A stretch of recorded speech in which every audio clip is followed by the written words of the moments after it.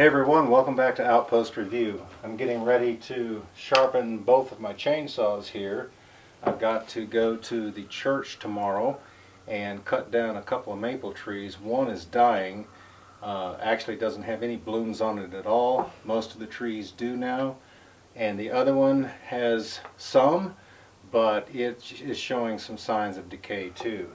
So, you know, the key to being able to cut wood and do it efficiently and cut it in a hurry is a sharp chain. Now this is fairly a brand new chain, so this is the first time that I'm going to be sharpening it. I have used it for quite a while. You got to make sure that you don't touch the ground with it either, kind of like your knife. My knife never touches the ground, or I try not to touch the ground with it. And the same thing with your chain. You don't want it to touch the ground, because if it does, then it will get dull. So what I'm going to do is I'm going to get, I've got a magic marker here. I'm going to mark one of the teeth, or you can take a little string and put it in here and tie it. And as you rotate and go around through, you'll know when you get back to your starting point. And then of course I have to reverse it and do it the other direction. So let's get started here and let's sharpen this chain.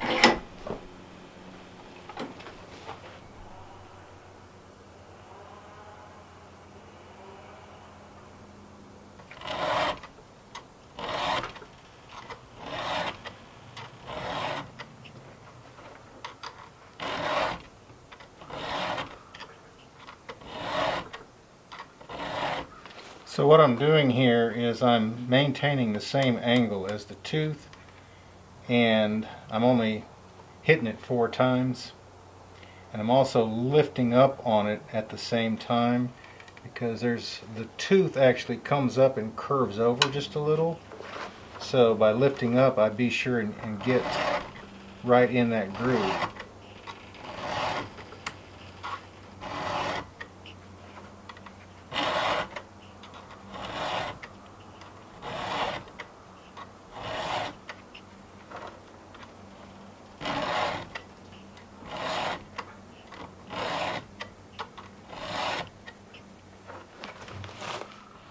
I don't know how many people are aware of this, but this little hole right here is where you grease this bearing. It's got a hole on each side, and this is what you use to grease it with.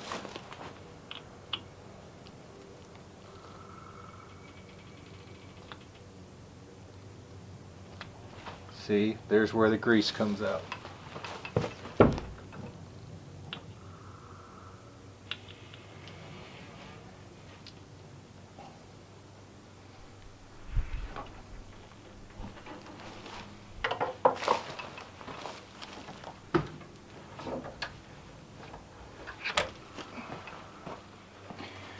Now you'll notice on this still saw, it doesn't have one.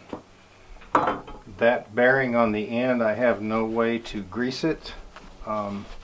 That's what I don't like about the still.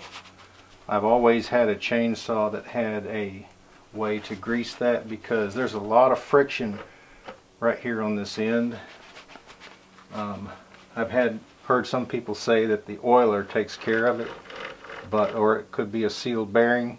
But I would just prefer to be able to use something like this, knowing that that bearing has enough or the proper grease in it. Now, this I would like to get one of these for my Husqvarna, because this thing right here, what it does is it basically slides along the top right here, and it does a much better job, I think, than doing it freehand. Of course, a lot of people are really good at it freehand, but I would just prefer to have something like this. So what I'm going to do is I'm going to mark where I'm going to start.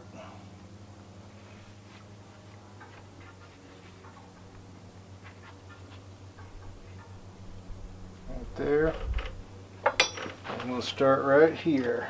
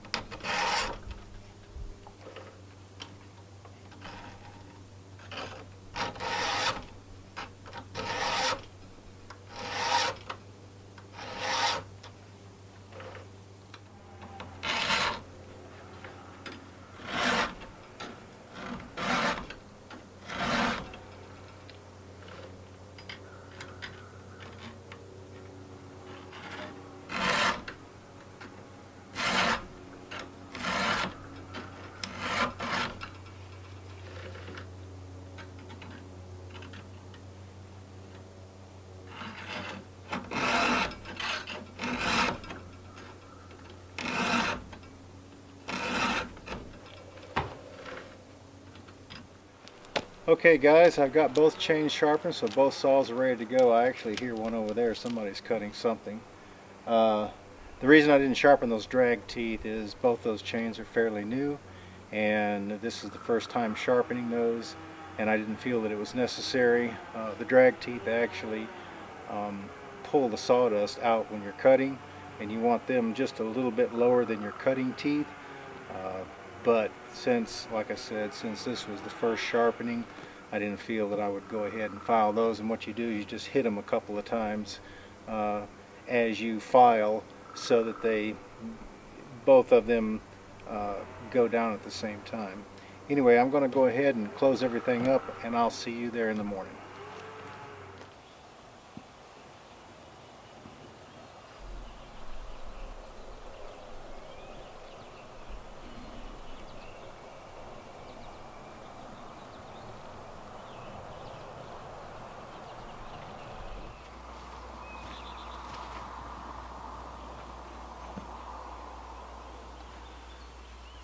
Hey, good morning everyone. Well, right behind me are these two big maple trees. Now this one right here has some blooms on it, but you can tell that it's starting to decay. The other one has no blooms on it, and it's already basically, you know, all the way dead. But in order to keep it from hitting the edge of the parsonage, I'm going to go ahead and cut these up, and I'm going to make firewood for this coming winter. And like I had said before in another video, these trees actually didn't grow up. I don't know if they pruned them or what, but they basically grew out. And a lot of the trunks that are coming off of the main stem are pretty good size. So there's going to be a lot of firewood in there. Anyway, let me get these saws cranked up, and we'll see if we can go ahead and start trimming some of these limbs. Now, what my idea is, I'm going to trim some on this side, so that when I bring my tractor over here and hook up, the weight of the limbs that are going to be on the opposite side will help to pull the trees away from the house. So that's what my plan is. I won't be able to pull them down today, but I am going to get some of the limbs on this side, as many as I can cut. Now there is one that's hanging over the porch that I will have to wait until I can bring my tractor over here to hook up and pull it in that direction. Actually, I may not even have to cut it. I may just be able to hook up and just pull it that way, since it's pretty much dead. But I don't want to take a chance on it falling, so that's what my idea is on that one limb that's sticking out so far.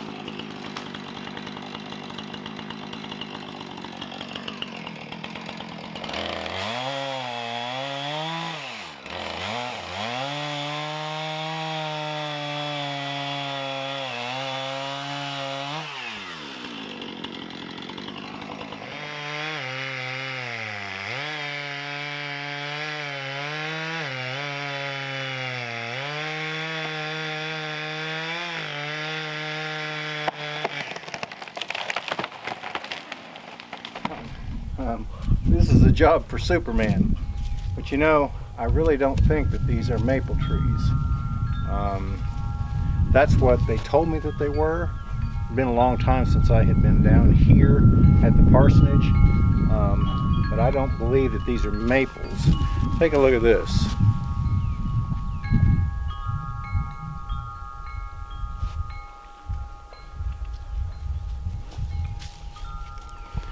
If you all know what that is, let me know. I don't believe it's a maple though. But it is a hardwood, and I think when it dries out and I split it up, you know, it will make quite a bit of firewood. So, well, guys, I've been cutting for about 3 hours, and I actually ran out of fuel.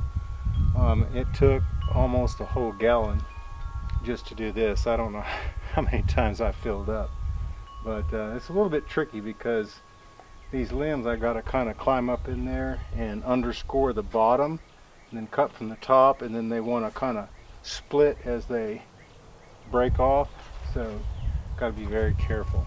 But anyway, I'm going to go ahead and pack up everything and head back to the outpost, so I'll meet you there.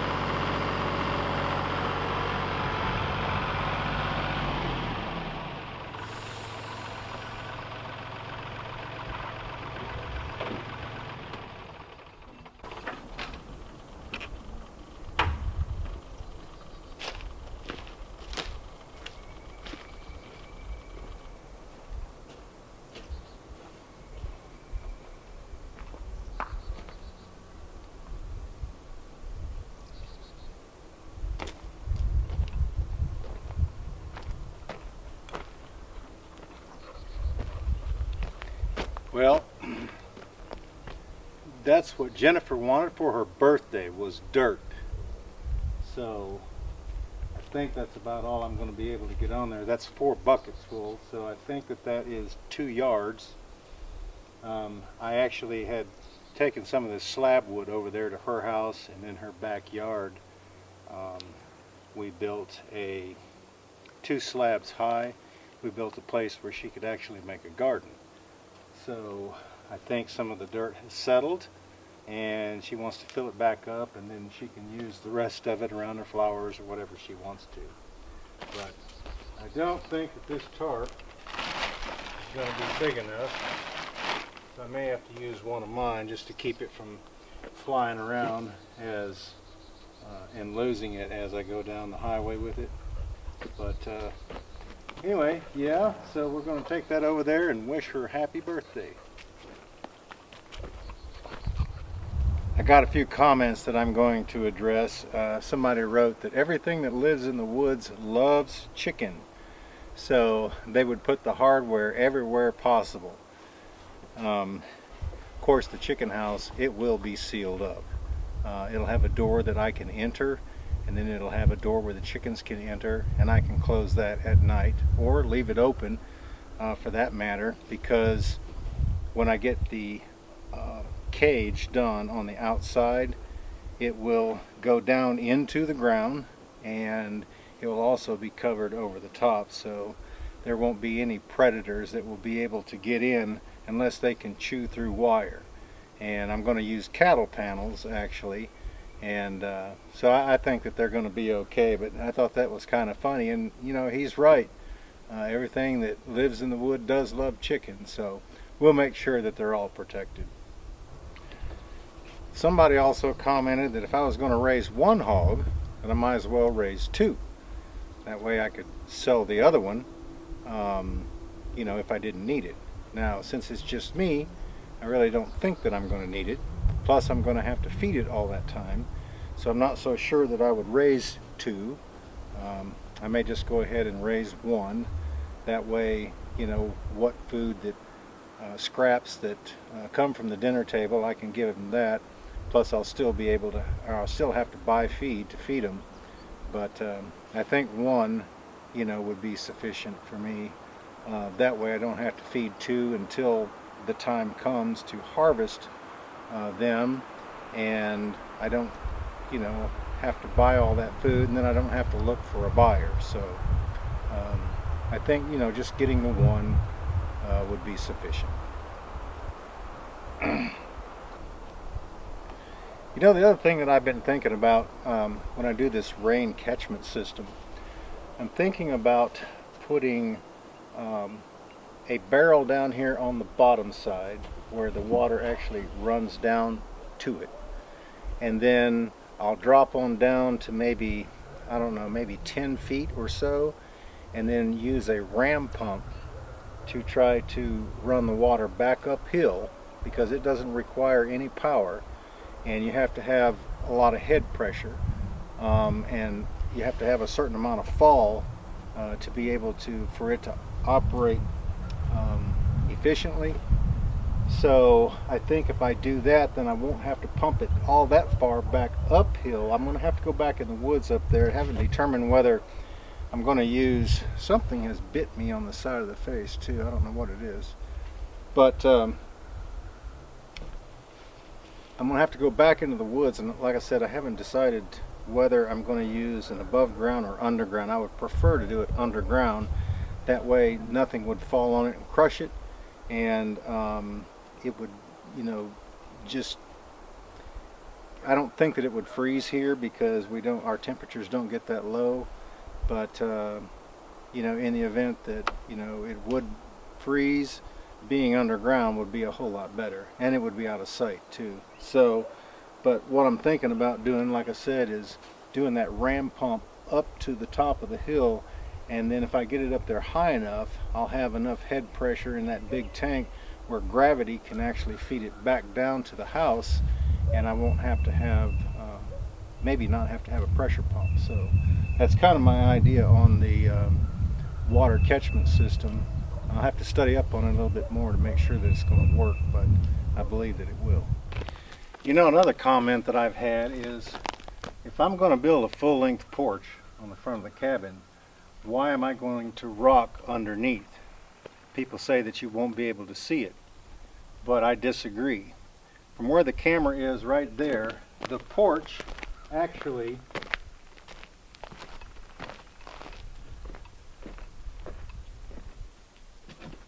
bottom of the porch is actually going to be right here, which is about 2.5 feet, maybe just a little bit more, that you would be able to see up underneath. And so what my intentions are, since you're going to be able to see underneath, is to go ahead and rock it. That way it looks like the rest of the cabin. And if the porch, for whatever reason, needed to be rebuilt later, or after I'm gone and the kids are up here, if they didn't want the porch, they could take it off. That would already be done.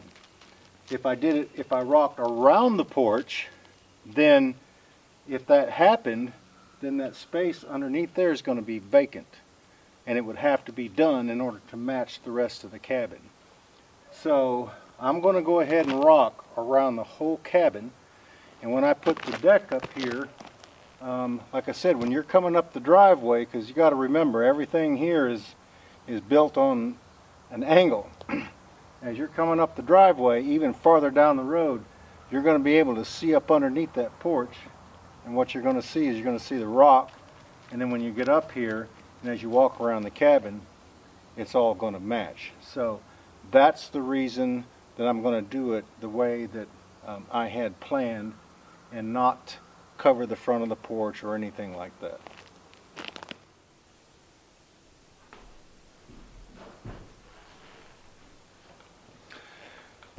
Alright guys, I just looked at the temperature. It says that it is 75 degrees outside.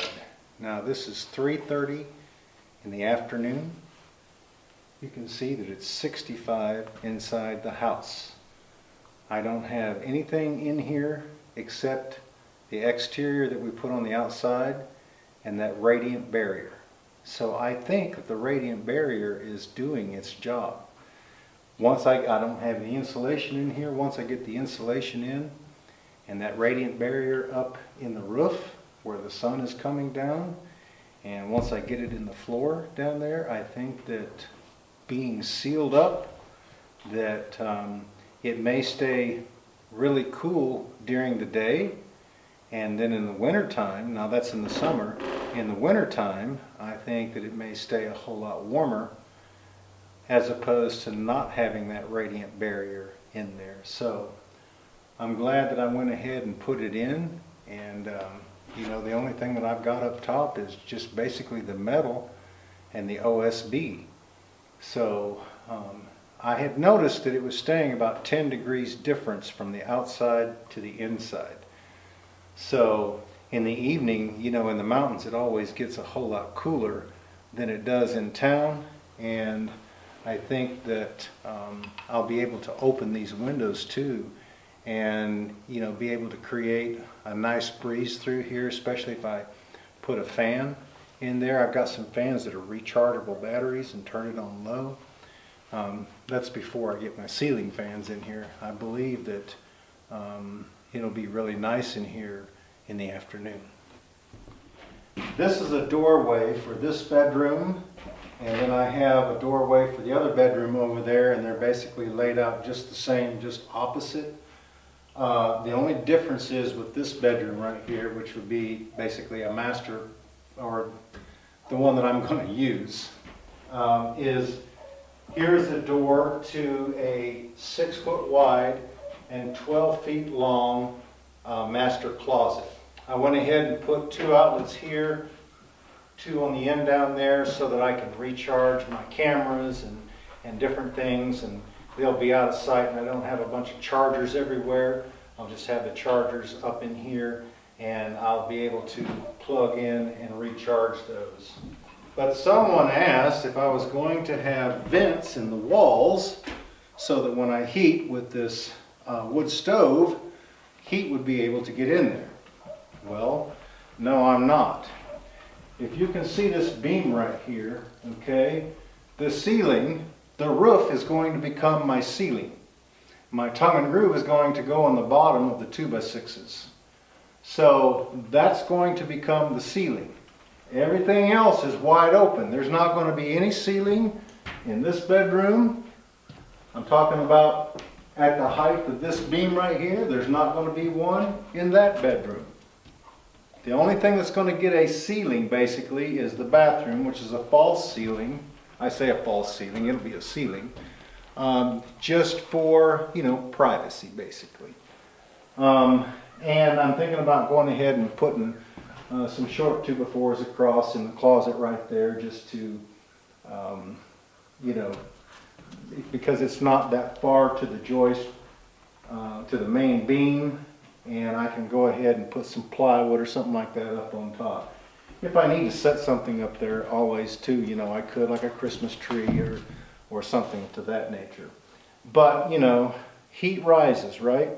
So when I get the ceiling fans in here, whatever heat gets trapped up there, I'm going to reverse the fans, and we're going to bounce it off the top, and it's going to come back down, and it will be able to roll down into this bedroom. So I don't see the need to have vents, since, you know, there's not going to be any ceiling in here.